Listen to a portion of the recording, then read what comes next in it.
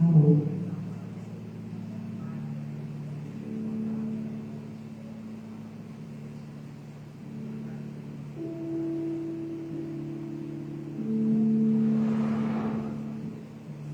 Boa noite a todos. Uma alegria imensa estarmos todos aqui mais uma vez, né? Reunidos para mais um trabalho da noite. Vamos, antes de mais nada, nos prepararmos fazendo a nossa oração inicial. Senhor Jesus, mais uma vez, estamos aqui para aprendermos um pouquinho mais, para recebermos e nos doarmos também. Esteja, Senhor, conosco, bem como os nossos mentores espirituais, os nossos amigos, que sempre nos assistem na nossa vida, no nosso trabalho, em nossos estudos. Então, que nós estejamos com o coração e a mente muito abertos para recebermos tudo que o nosso amigo veio nos trazer de aprendizado para nos melhorarmos. Pedimos a Deus que derrame suas bênçãos sobre todos nós aqui presentes, encarnados e desencarnados, e também àqueles que aqui não puderam comparecer nesta noite. Muito obrigada, Senhor. Esteja conosco agora e sempre, e que assim seja. Antes de passarmos a palavra ao nosso amigo que veio de Guariba, eu vou chamar a Alessandra, que vai apresentar uma música para a gente.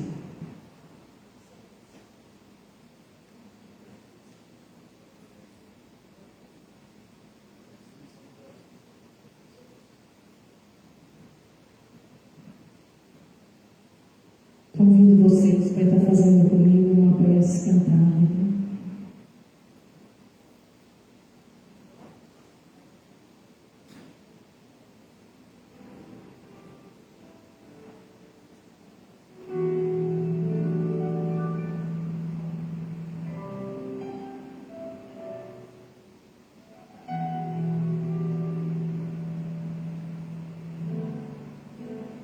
Como Zaqueu, eu quero subir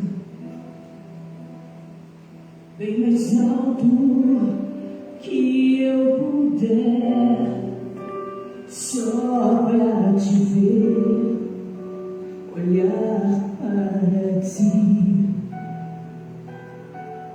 e chamar sua atenção para mim. Eu preciso de ti, Senhor.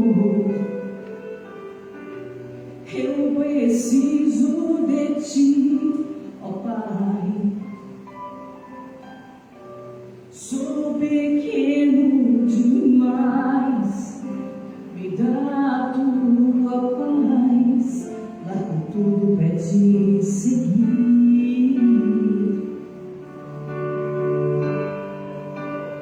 Entra na minha casa, entra na minha vida, mexe com minha estrutura, sara todas as feridas, me ensina a ter santidade.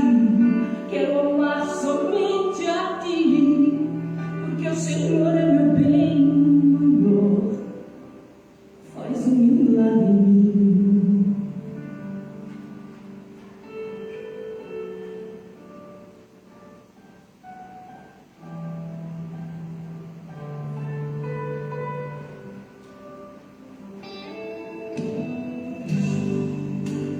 Como Zaqueu, eu quero subir o mais alto que eu puder, só pra te ver, olhar para ti e chamar sua atenção para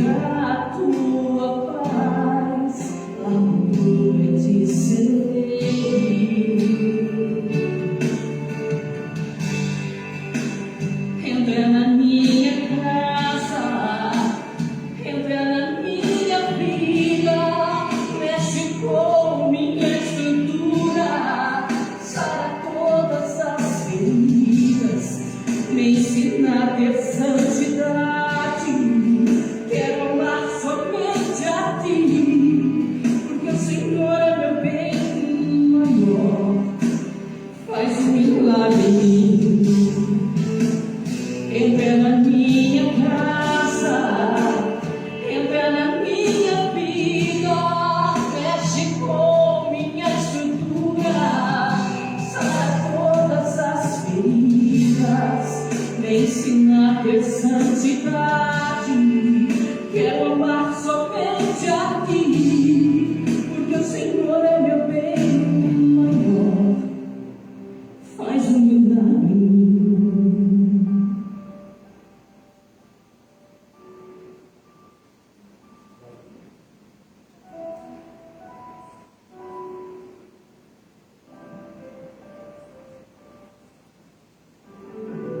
Gratidão, Alessandra, por fazer a harmonização aqui para a gente.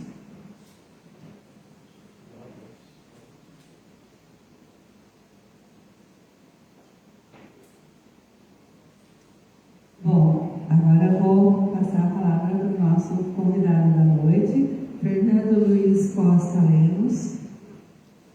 O Fernando é natural de Monte Alto e reside em Guariba, ambos municípios paulistas.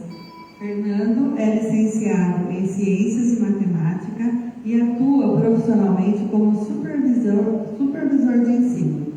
Vincula-se ao Centro Espírita Allan Kardec, em Guariba, onde integra a equipe de expositores. De família espírita, acompanhava o pai nas atividades e foi aluno da evangelização infantil. Fernando, seja bem-vindo, que Jesus te inspire, te oriente e você consiga passar tudo o que preparou para nós. E a gente já vai agradecendo com antecedência. O Fernando vai abordar para a gente o tema reencarnação e fenômenos espíritas na Bíblia.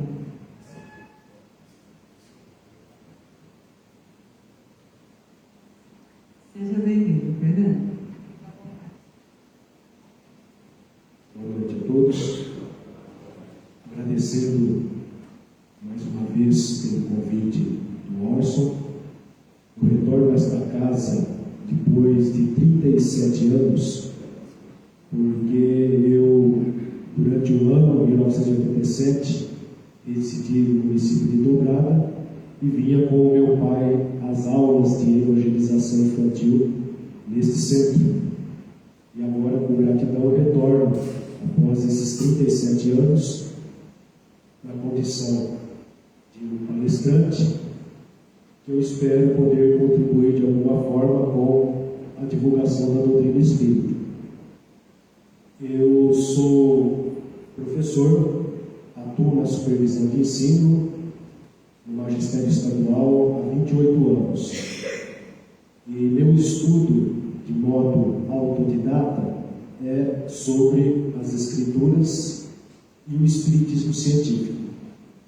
E hoje nós vamos tratar da comprovação do fenômeno da reencarnação e demais ações fenomênicas que ocorrem dentro das escrituras, dentro da Bíblia.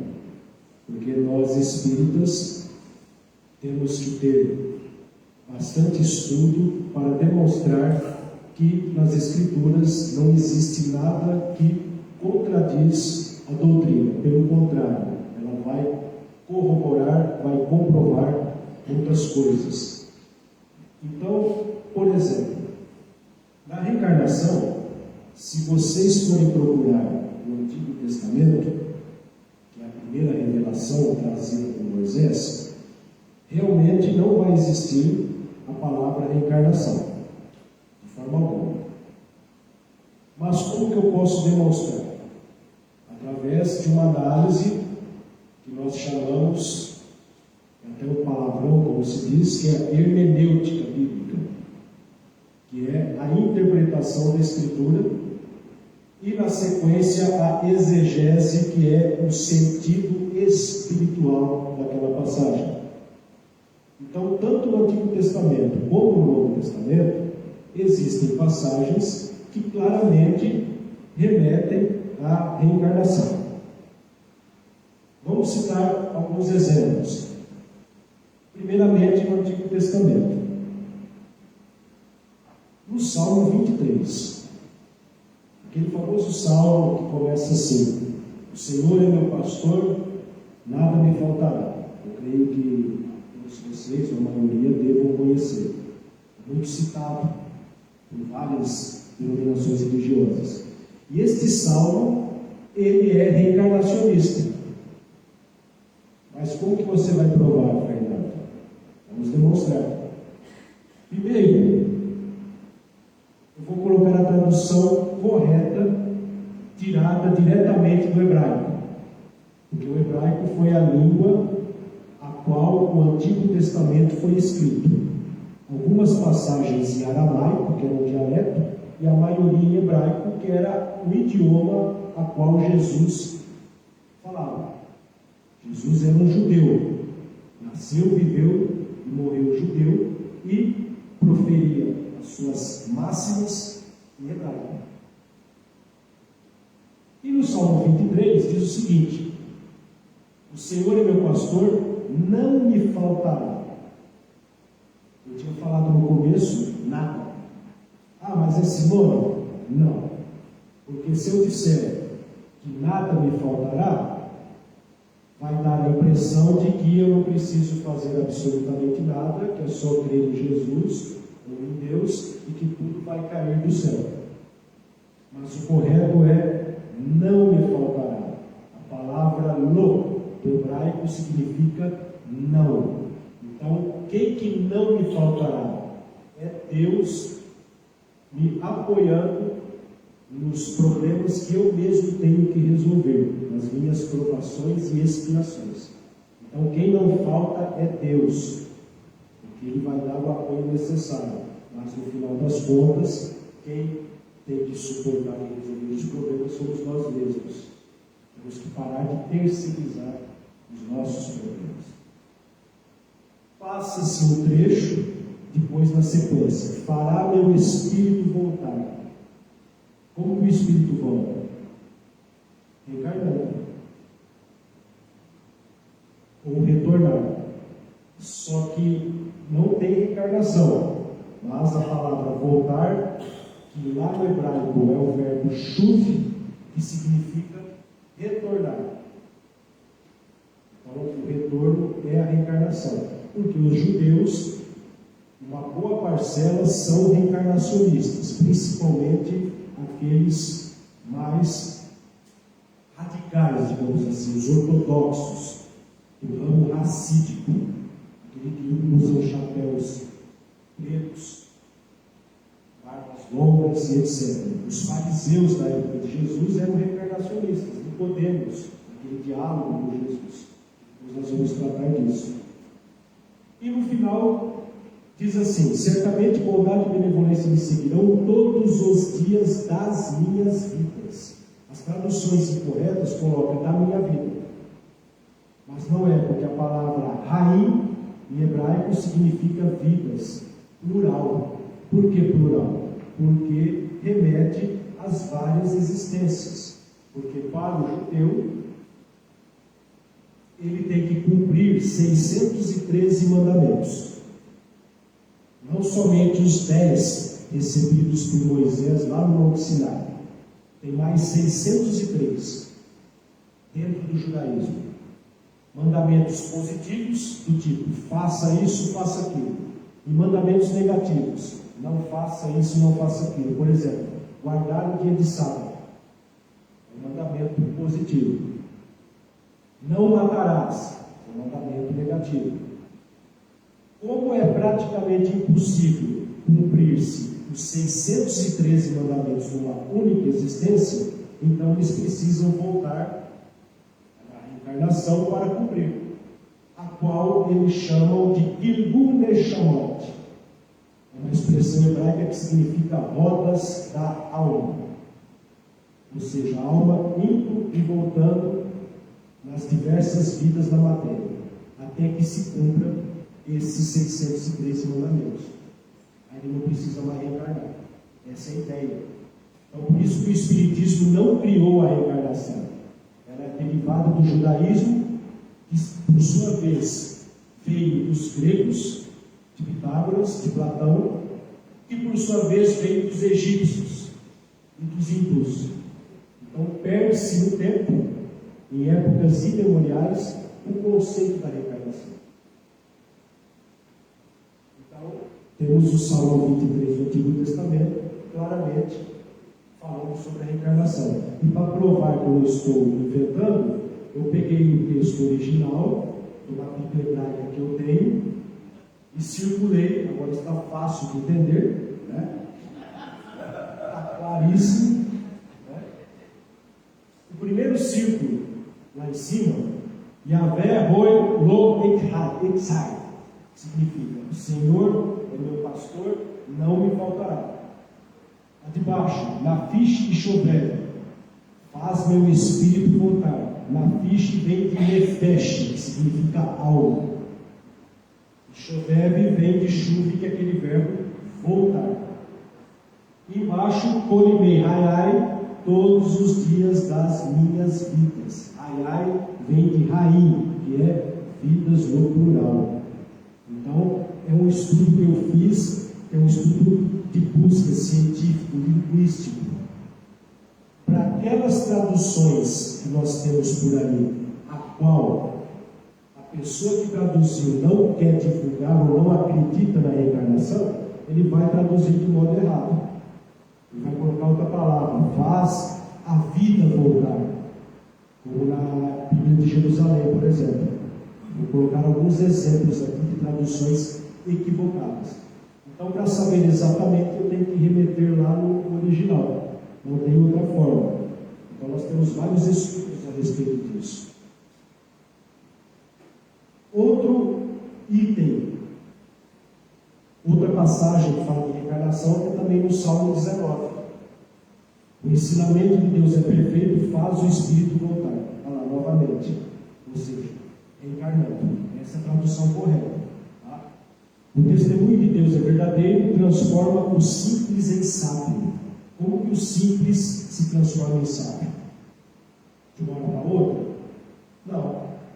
Tem que reencarnar várias vezes, adquirindo conhecimento suficiente para se tornar um sábio. Então é um outro salmo que também remete à reencarnação. Agora eu vou colocar exemplos de traduções erradas, ou uma boa parte com incongruência.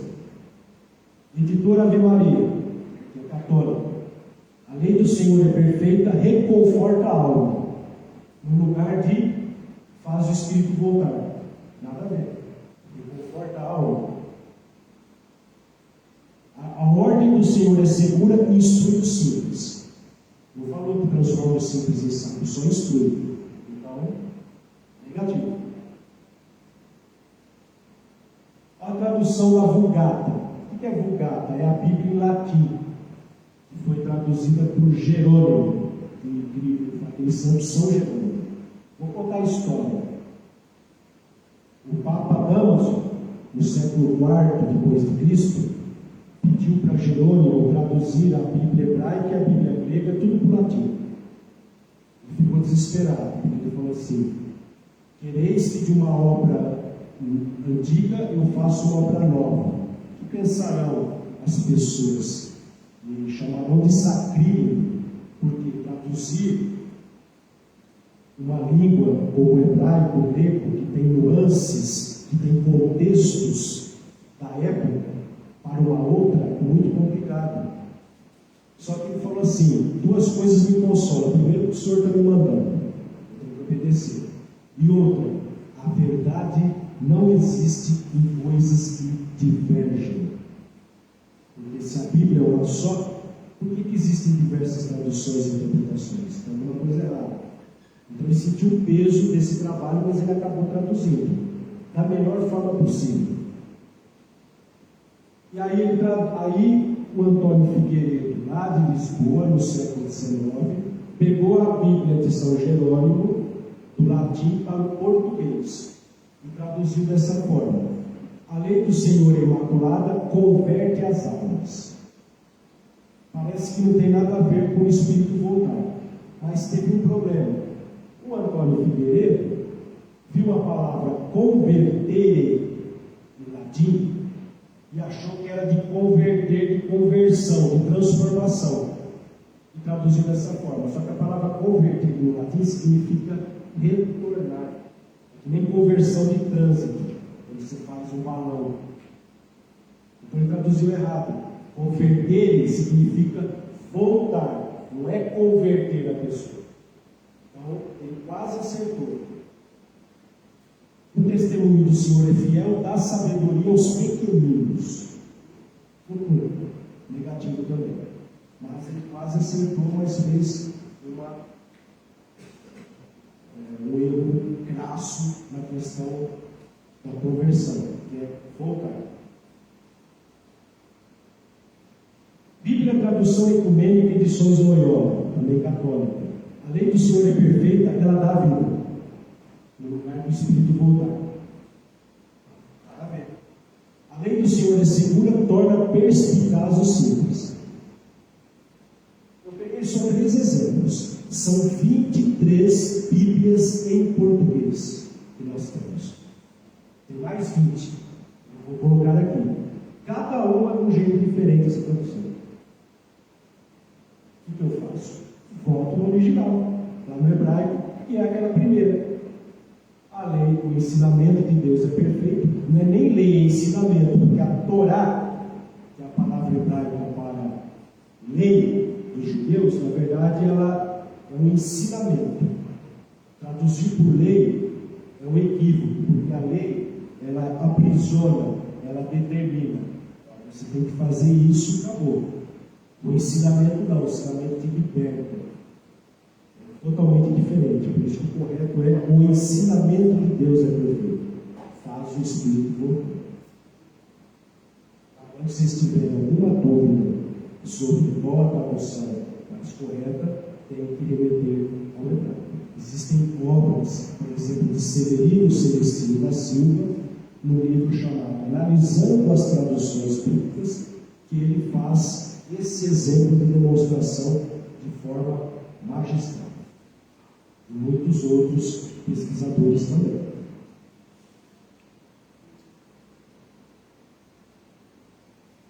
Aí nós temos a Bíblia de Jerusalém, que é a que mais se aproxima do ideal de tradução. É uma Bíblia católica, traduzida por católicos e protestantes, e tem os 73 livros, porque a Bíblia nada mais é do que um conjunto de livros. Bíblia, do grego, significa livros. O singular é bíblia, é livro. Então a Bíblia católica tem 73 livros. A protestante tem 66. Já começa por aí. Se ela vem de Deus, vamos dizer assim, por que uma tem mais livros e outra menos? Por exemplo, na Bíblia católica nós temos 7 livros a mais, um deles é o Macabeus. Por quê? Judas Macabeus era um judeu que, ao passar perto dos soldados mortos em combate, soldados romanos, estava orando pelas almas deles. Por isso que surgiu a missa na igreja, oração aos mortos. Como o protestante não acredita, porque depois da morte o futuro vivo, até o juízo final, então retirou-se Macabeus e outros 6 livros e ficou só com 66. Por isso que a Bíblia protestante era menor que a Bíblia católica. Então já começa por aí um exemplo só de divergência. Muitos outros por aí. Então a Bíblia de Jerusalém fala assim: a lei de Yahvé, que é o Senhor Javé, Jeová vem daí. Yahvé, é perfeita, faz a vida voltar, quase que essa foi na trave. Em vez de colocar o Espírito, ele colocou vida. O testemunho de Yahvé é firme, torna sábio ou simples. No final ele acertou, só inverteu as palavras, mas tem o mesmo sentido. Então é a Bíblia em português que tem a tradução mais próxima do ideal. Não é a melhor, não é a perfeita, mas se alguém tiver interesse em ler e estudar, eu recomendo esta. Agora, vamos para o Novo Testamento. Tem outras passagens no Antigo, só peguei 2 como exemplo. O Novo Testamento melhora um pouco, porque agora eu estou em grego. Saí do hebraico, que é triste, fui para o grego, que também é triste. de entender. Eu circulei a palavra aqui, palingenesia. Ela está em Mateus capítulo 19, versículo 28. A palavra palingenesia significa novo nascimento. Ela foi divulgada pelos filósofos gregos, que eu citei agora há pouco, Pitágoras, Platão. Eu lembro de Pitágoras, matemática, eu lembro, quadrado dos catetos, quadrado de luz, essa coisa. É o Pitágoras da matemática que falava de reencarnação. Olha só. Né? Então, matemática tem também uma filosofia espiritualista, vamos falar assim. Né? Então, palingenesia, novo nascimento. O que é o novo nascimento? É reencarnação. Só vai aparecer em duas situações no Novo Testamento, Mateus 19 e Tito capítulo 3, somente. As outras não existem. E aí a tradução é a seguinte: Jesus lhes disse: amém vos digo que vós que me seguistes no renascimento, que é a palingenesia, ou seja, a reencarnação, quando o Filho do Homem se assentar no trono de sua glória, também vos assentarei sobre 12 tronos para julgar as 12 tribos de Israel. Então, renascimento, reencarnação. Agora em Tito, capítulo 3, versículo 5. Novamente a palavra palingenesia. Por que está no grego? Por que não está no hebraico? Porque nós não temos nenhuma cópia em hebraico do Novo Testamento. Só temos a cópia grega. A cópia grega é o seguinte: no século III a.C., existiu uma história que tornou-se até lenda, a chamada Carta de Aristéias, onde a Biblioteca de Alexandria, segundo o Monfalhão, tinha 995 livros em grego. E eles queriam chegar a 1000 livros. Então, Ptolomeu Filadelfo II mandou essa carta aos sábios judeus que conheciam o grego para traduzir o Pentateuco de Moisés do hebraico para o grego. Gênesis, Êxodo, Levítico, Números e Deuteronômio, que é a Torá. Ele chamou 6 sábios, um de cada tribo de Israel. Como eram 12 tribos, vezes 6 de cada uma, 72 sábios. 72 sábios ficaram isolados durante 72 dias, cada um numa sala, traduzindo a Bíblia hebraica de Moisés para o grego. E que no final dos 72 dias, todos trouxeram as traduções e, por um milagre divino, todas eram exatamente iguais umas às outras. Dizem que a diferença era tão grande que jogou todas fora e pegou uma só e disse que é verdadeira. E aí tornou-se a Septuaginta, a Bíblia grega, da onde nós temos essa cópia aqui. Só que se perdeu muito do sentido, porque o hebraico é muito diferente do grego. O hebraico não tem vogal, só tem consoante. Você imagina uma língua sem vogal. Escreve da direita para a esquerda, ao contrário. Apesar da gramática ser fácil, só tem passado, presente e futuro. Agora o grego escreve como nós, da esquerda para a direita, tem 7 vogais, nós temos 5, eles têm 7. Só que a gramática é complicada, difícil, genitivo, dativo, neutro, tem um monte de coisa. E traduzir um conceito hebraico para o grego perde-se muito sentido. Vou dar um exemplo. Se eu chamar um japonês para traduzir um texto falando da mula sem cabeça, que é uma entidade do folclore brasileiro, e traduzir lá para o japonês entender, lá não existe mula sem cabeça. Como que eu vou traduzir mula sem cabeça lá? Não existe. Ele vai querer colocar assim: eu vou escrever, sei lá, Godzilla, que é um monstro do folclore oriental. Então ele vai tentar pegar alguma coisa próxima, mas que não remete à realidade. Então esse é um exemplo meio cretino, meio fácil, para demonstrar que não se traduz conceitos históricos, sociais, da vida de determinado povo, determinada época. Então é complicado. Então se perdeu muito. Mas infelizmente nós só temos as cópias gregas. Mas, por uma sorte, aparecem duas passagens falando sobre reencarnação, que é Mateus e Tito. O que ele coloca?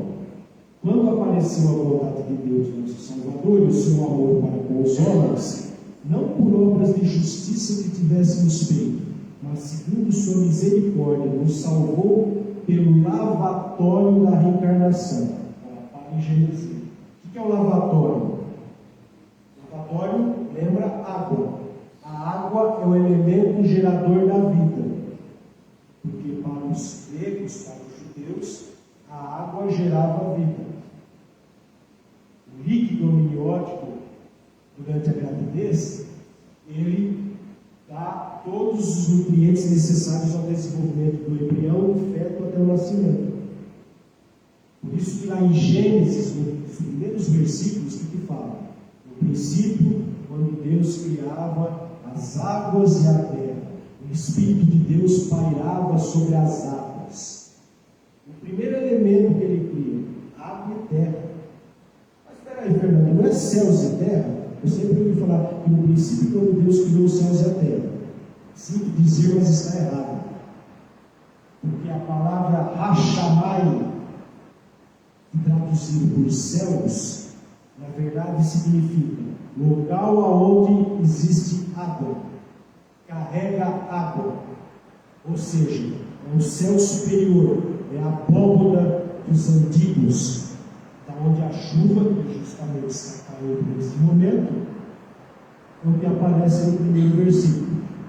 Então o correto é, no princípio, quando Deus criava as águas e a terra, porque aí você justifica no versículo seguinte o Espírito de Deus pairando sobre as águas.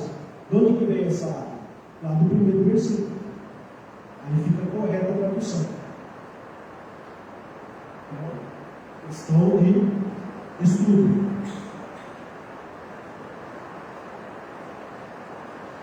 Aí nós temos algumas passagens que não falam de reencarnação, a palavra, porém tem o significado, Mateus e João. Quando ele fala, se quereres dar crédito, este é o Elias que havia de vir, Jesus está falando de João Batista, no trecho principal. Aí eles entenderam que se tratava de João Batista. Está muito claro que João Batista era a reencarnação de Elias. Não precisa nem falar em reencarnação. O Elias que havia de vir. Está claro, explícito, lógico, não tem como escapar. João 3, versículo 3, é aquele diálogo de Nicodemos, né? Jesus fala: não poderás ver o reino de Deus se não nascer de novo. Aí Nicodemos pergunta: mas como eu sendo velho, posso voltar ao reino de minha mãe? Quer dizer, ele entendeu que Jesus estava falando de voltar. Só que ele não compreendeu muito bem a história. O que é estranho, porque Nicodemos sendo um fariseu, os fariseus pregavam a reencarnação.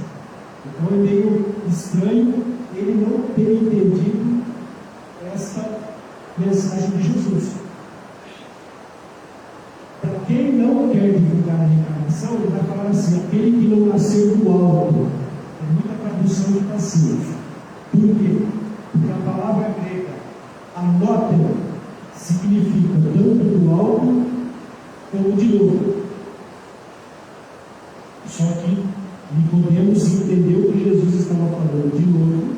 Por quê? Porque ele faz a pergunta: como eu posso voltar ao reino da minha mãe? Quer dizer, ele entendeu que Jesus estava falando de novo, porque Jesus falava em hebraico. Jesus não falava grego. A tradução do hebraico do grego complicou a história, mas está muito claro isso.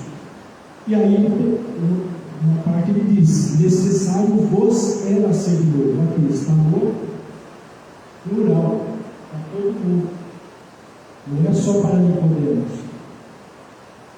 O singular. Vou te dizer, é necessário nascer de novo, ou seja, a lei é natural, vale para todos, sem exceção. E lei natural, não podemos discutir, temos que cumprir. Simples. Aí eu vou colocar mais um exemplo de problema de tradução. Aquela história do bom ladrão. Estava Jesus crucificado entre dois. Ele diz assim: hoje estarás comigo no paraíso.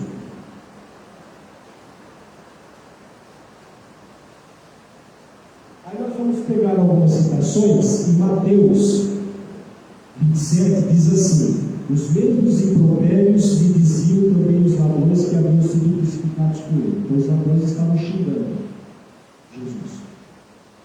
Em Marcos capítulo 15 diz: também os que com ele foram crucificados o insultavam.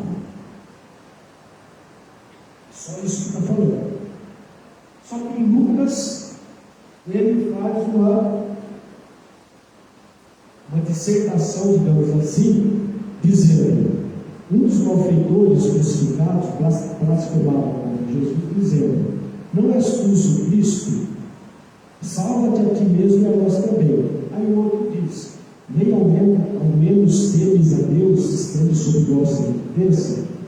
Nós, na verdade, com justiça, porque recebemos o castigo, mas ele nenhum mal fez.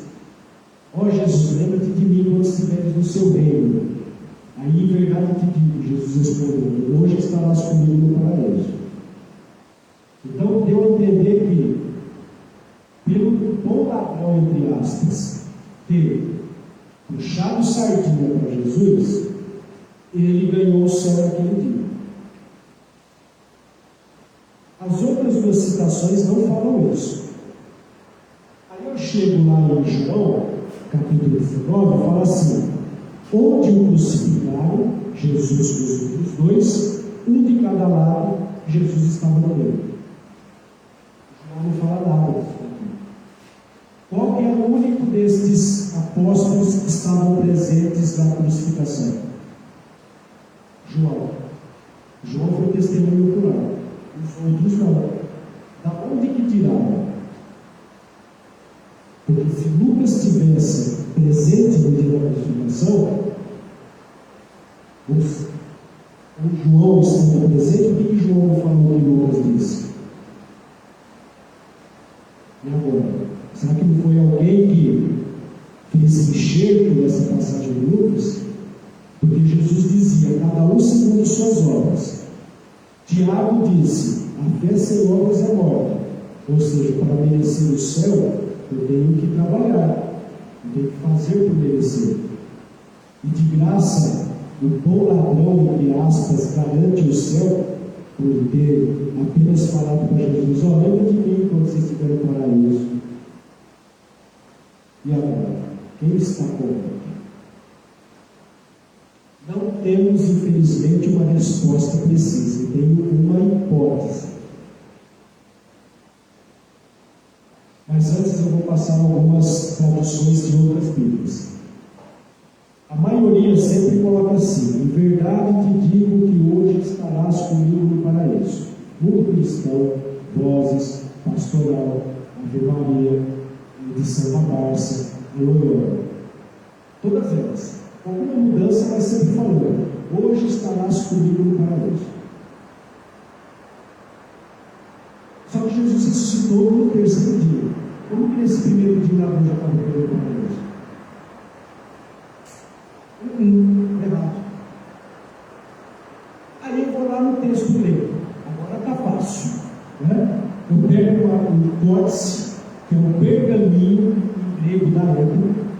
Tudo letra maiúscula, não tem vírgula, não tem ponto, não tem ponto de exclamação, não tem interrogação, não tem travessão, não tem nada. Um junto do outro. Como é que eu faço para traduzir isso? Aí me veio em mente o seguinte: como não tinha vírgula, e vocês sabem que uma vírgula pode mudar todo o sentido de uma história. Olha a diferença. Eu te asseguro hoje, estarás comigo no paraíso. É diferente de eu falar, eu te asseguro, hoje estarás comigo no paraíso. A de cima tem mais lógica, porque eu estou te dizendo agora, fulano, estarás comigo, ou seja, quando você cumprir todas as suas provações e expiações, aí você vai merecer estar comigo no céu. Uma vírgula muda tudo. Então é bem provável que, se Jesus disse isso, ele deu uma pausa. Olha, Abraão, fulano, eu vou te falar uma coisa. Estarás comigo, ou seja, futuramente. Aí tem muito mais sentido do que uma salvação de graça. Não é só aceitar Jesus e está tudo certo. Porque se a salvação é um processo diário de lutas, de provas, de expiações, não é de uma hora para outra, porque se fosse assim, fechavam-se todos os templos e não ia para casa. Se você vai toda semana no centro, na igreja, no mundo, onde for, para agradecer a Deus, louvar o meio de cânticos, etc., renovar a sua fé, se você falar que você já está salvo, para que você está indo? Fica em casa. Enquanto eu fico assistindo televisão. Não é assim que funciona.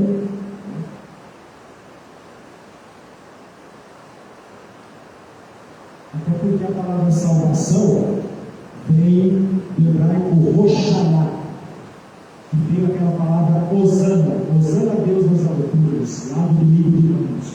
Roshaná significa salve-nos no sentido de libertar-nos da ignorância, mostrando o caminho da luz. Esse é o significado de salvação. Ou seja, mostrar o caminho que eu devo seguir para eu me melhorar. Não é apenas acreditar para ser salvo. Há muita diferença. Agora, a segunda parte, fenômenos mediúnicos da Bíblia. Tem muitas pessoas que falam assim: Deus proíbe a comunicação com os mortos. Se você pegar o radical da igreja, vai falar assim: você já leu Deuteronômio 18? Lá está falando que Deus proibiu, Moisés proibiu se comunicar com os espíritos. Uma tradução que fala assim: proibido consultar médiuns espíritas. Lá, 1500 anos antes de Cristo, alguém colocou assim: proibido consultar médiuns espíritas. A palavra médium, a palavra espírita, foi criada por Kardec no século XIX. Como que ela está na Bíblia 1300 anos antes de Cristo? Uma pessoa sem noção, que não gosta de espírito, e chega lá e coloca uma tradução absurda dessa. Nós vamos demonstrar que não é disso. Nós vamos começar com voz direta. O que é a voz direta? É quando o Espírito se comunica, ouve a voz, mas não o vemos. Onde que temos? Em Êxodo e Apocalipse. Êxodo capítulo 20. Todo o povo, porém, ouvia as vozes. Eram os Espíritos. Apocalipse capítulo 1. Eu fui arrebatado em espírito de comigo e ouvi por trás de mim uma grande voz, como se fosse uma trombeta. É um fenômeno de voz direta. Está lá na Bíblia. Uma pessoa veio falar no capítulo, condena a mediunidade. Quem não acredita vai falar que é Deus. Não é Deus. A Deus falou no ouvido que daqui 3 dias você vai plantar no céu. Sabe essas profecias que a gente ouve por aí, de quinta categoria? Então até abate o horário. Né? É a história. Materialização. Materialização. Lá em Gênesis, primeiro livro da Bíblia.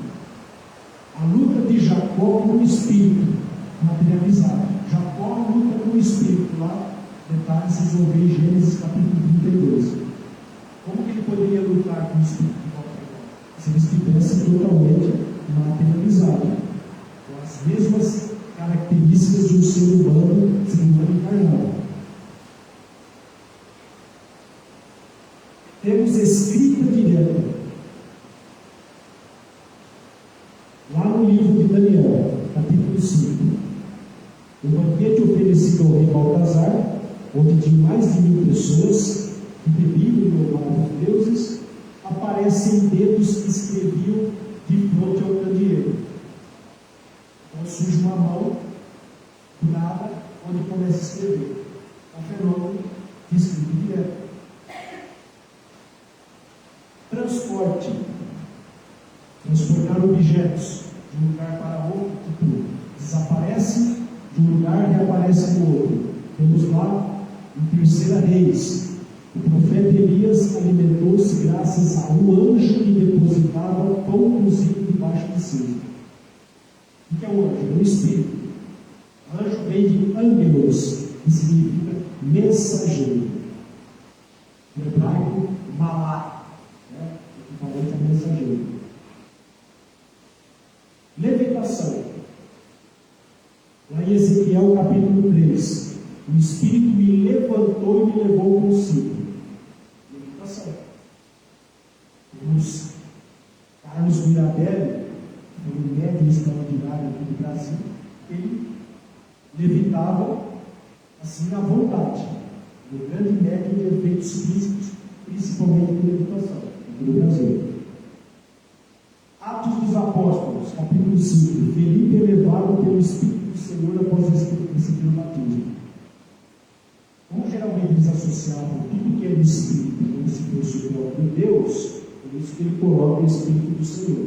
Mas pode ser um Espírito enviado por Deus, não o próprio Deus. Seria o mais correto.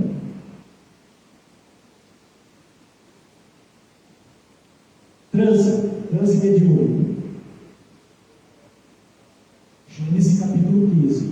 Ao pôr do sol, vem um profundo sono sobre Abraão e um horror grande e tenebroso o acometeu. E foi dito para ele: saiba desde agora que a tua posteridade será peregrina numa terra estrangeira, inclusive a escravidão, por 400 anos. Ou seja, o Espírito falando com ele do que iria acontecer com os judeus no cativeiro egípcio, de 400 anos aproximadamente. Lá em Daniel também cai em transe e tem visão. Aí, o fenômeno de hoje. Atos dos Apóstolos. Saulo, a caminho de Damasco, cai em transe e ouve a voz do Senhor. Mais um exemplo. Mediunidade auditiva. Moisés, no Monte Sinai, ouve a voz dos Espíritos julgando ser o próprio Deus. Lá em Êxodo, ele vai começar a receber os 10 mandamentos.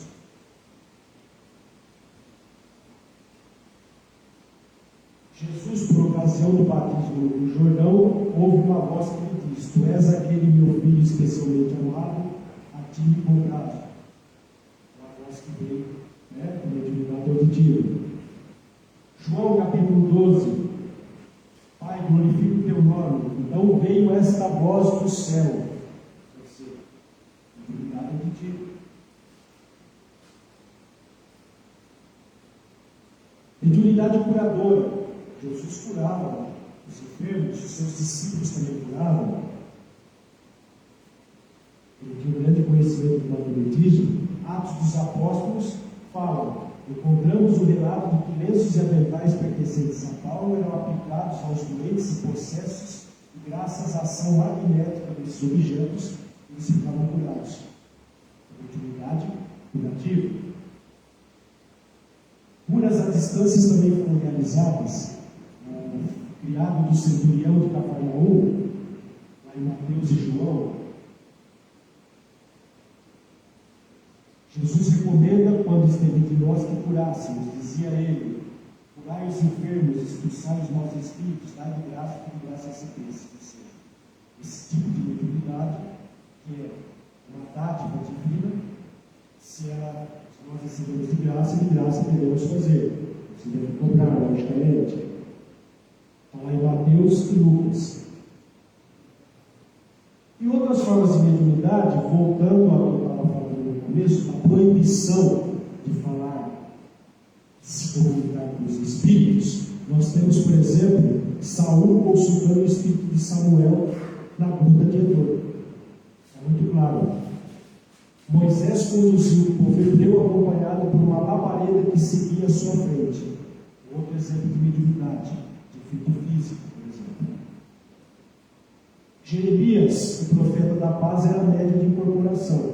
Quando o espírito tomava, pregava contra a guerra aos exércitos Nabucodonosor. Aí, falando em materialização, eu peguei uns exemplos aqui.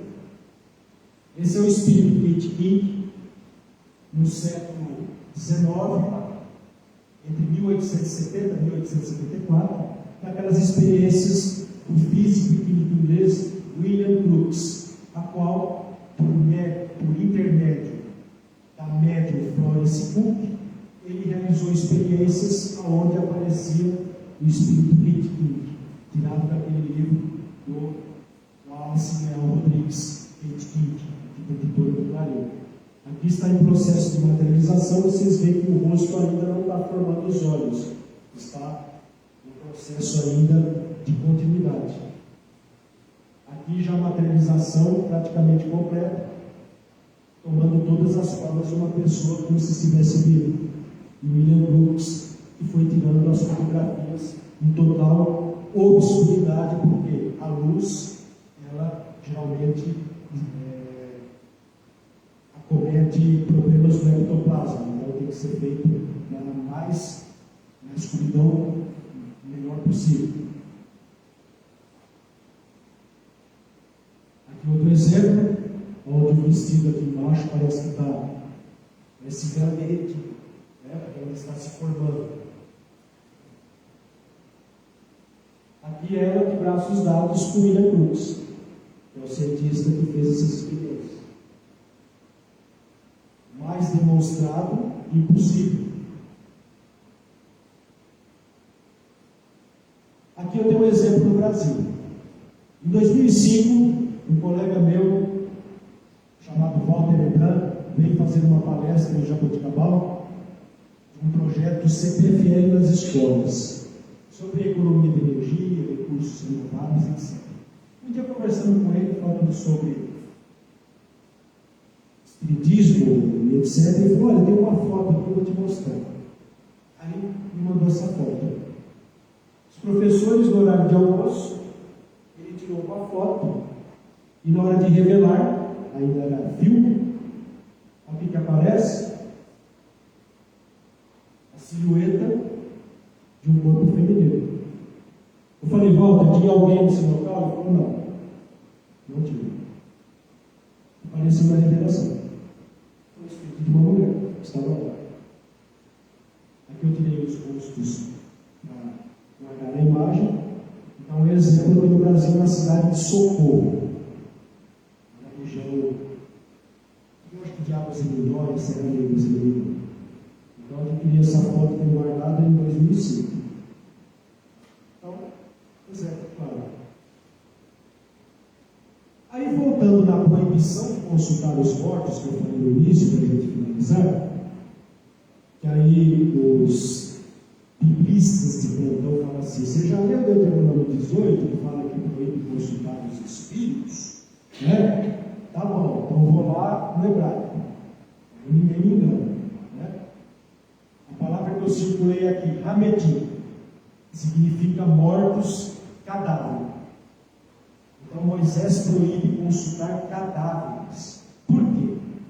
Porque na época, quando Moisés fez essa proibição, os judeus, eles tinham uma mania de ir nos cemitérios altas horas da noite, abrir as tumbas, pegar os cadáveres lá, os ossos que tinham, os crânios, e começar a fazer os rituais para tentar se comunicar com a lei, com o objetivo de saber, por exemplo,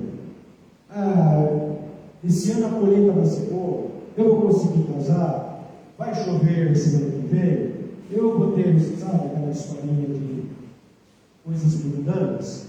Então estava tão absurda a coisa que ele resolveu dar um basta. E ele proíbe.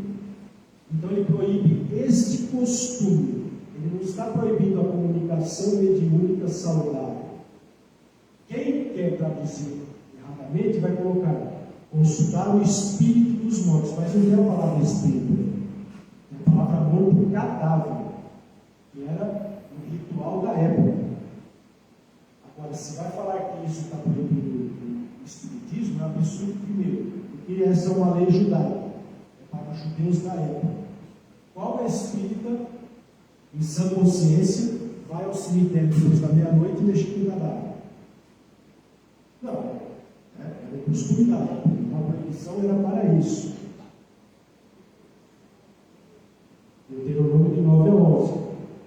A palavra, se tivesse a palavra espírito, teria que aparecer essas 3 letras. Ruach, que significa espírito. Mas se você pegar isso e comparar com o texto anterior, não tem. Então é Hamedim. Proibido consultar os mortos, morto, cadáver, naquele contexto que eu disse. Qual é a tradução correta? Então, não se achará em ti quem faça passar seu filho ou sua filha pelo fogo, nem adivinhador, nem feiticeiro, nem agoreiro, nem cartomante, nem bruxo, nem mago, nem quem consulte o necromante ou adivinho, e nem quem exija a presença dos mortos. Essa é a tradução correta. Tem tradução que coloca, nem que consulte médiuns espíritas. Tem uma que é desse jeito. Né? Acho que é testemunho de Jeová, se não me engano. Consultar médiuns espíritas. Muito bem. Né? Fazendo um desserviço. Então é nesse sentido. Até porque Moisés, lá em Josué, então uma passagem de Josué fala assim: olha, Moisés, eu vi Eldade e Medade se comunicando, fazendo curas, profetizando, ensinando aquele povo, proíbe-nos. Aí Moisés fala assim: quem dera que todo o povo de Israel fosse profeta.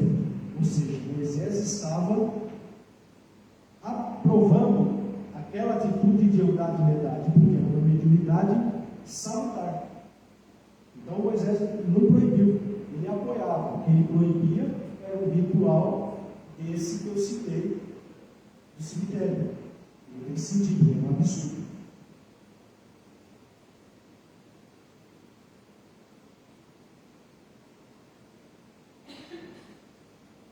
Aí eu peguei a esquerda, Bíblia hebraica, a do meio, Bíblia grega, e a do lado, Bíblia em latim. As 3, nesta passagem dos mortos, proibido a exigência dos mortos cadáver, está lá, Hamedi, cadáver, Necros, em grego, cadáver. Aí vem a palavra necrotélio, né? Necrose, quer dizer, morto. E do latim, também apagado, mortuis, também tudo morto, cadáver. Não tem a palavra espírito. Porque a nossa Bíblia em português, ela veio da tradução, geralmente da Bíblia latina, que veio da grega e que veio da hebraica. Então aqui eu comprovo que não tem a palavra espírito. Em hebraico, Septuaginta da grega, e a Vulgata latina. Vulgata significa a ser divulgada para todos. Né? Não é no sentido de divulgar como nós conhecemos. Então, meus amigos, era essa a nossa mensagem de hoje. Eu espero que eu tenha contribuído de alguma forma. E já me desculpando por alguns erros, ou talvez não tenha sido totalmente compreendido, mas eu procuro, de certa forma, trazer algo mais aprofundado para que nós possamos, com isso, divulgar. Tenho minha página no Facebook. Quem quiser acessar e adicionar, eu sempre estou postando mensagens ou algo semelhante a isso. Fernando Luiz, nós estaremos, tanto no Instagram como no Face, como uma forma de divulgação. Muito obrigado.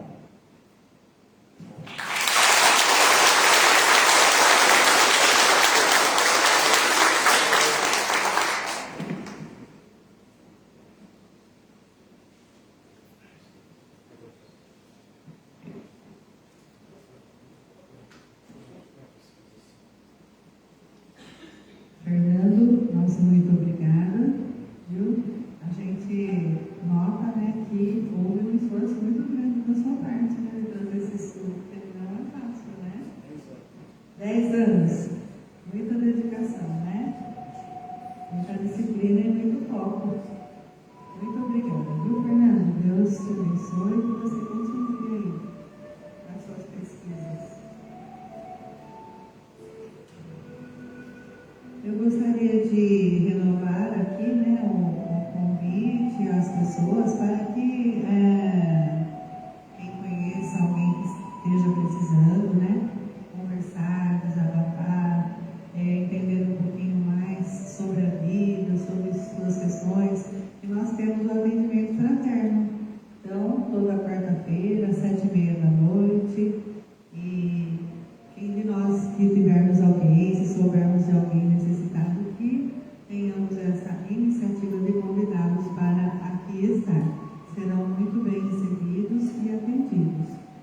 Queremos lembrar que a palestra do dia 30, agora de outubro, semana que vem, será proferida por José Aparecido de Souza, de Brodowski. Bem-aventurados os misericordiosos será o tema da próxima palestra. Então, todos estão convidados. Fernando, fala para a gente o número de 1 a 46. Fala o número para a gente sortear um livro. Número 25 ganhou o livro Chão de Estrelas, de Amilcar Delchiaro Filho. Número 25.